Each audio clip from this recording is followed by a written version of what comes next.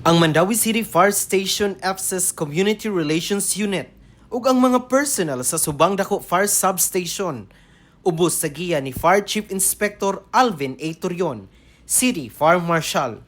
Malampusong nagpahigayon sa OLP Handang Pamayanan Program sa Sitio Lower Malibo, Barangay Subang Dako, Mandawi City ni adtong Hunyo 3, 2026. Ang maong kalihukan gipatuman sa pakigtambayayong sa Subang Dako Emergency Responders aron mapalig-on ang kaandam sa komunidad ug mapauswag ang kahibalo sa mga residente bahin sa kaluwasan, batok sa sunog ug uban pang emerhensiya.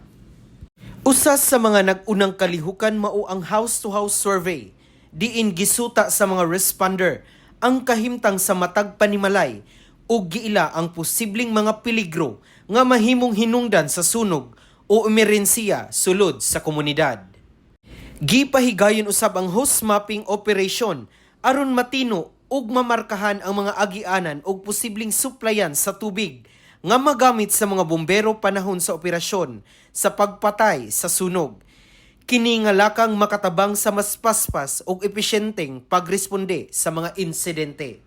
Isip kabahin sa programa, gipanghatagan ang mga residente og emergency go bags o gipapitlan og fire safety tips ang ilang panimalay aron madasig sila sa pag-andam sa ilang mga pamilya ug mapalig-on ang ilang kahibalo sa mga batakang pamaagi sa paglikay sa sunog.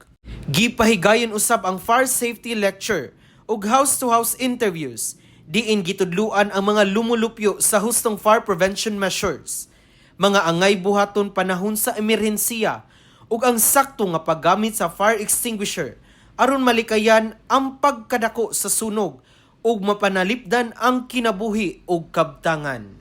Pinaagi sa padayon nga paghatag og edukasyon ug pakig-uban sa komunidad, nagpadayon ang Mandawi City Fire Station sa pagpalambo sa kultura sa kaandam ug kaluwasan nga nagtumong sa pagtukod og mas luwas, mas andam ug mas lig-on nga komunidad alang sa tanang katawhan.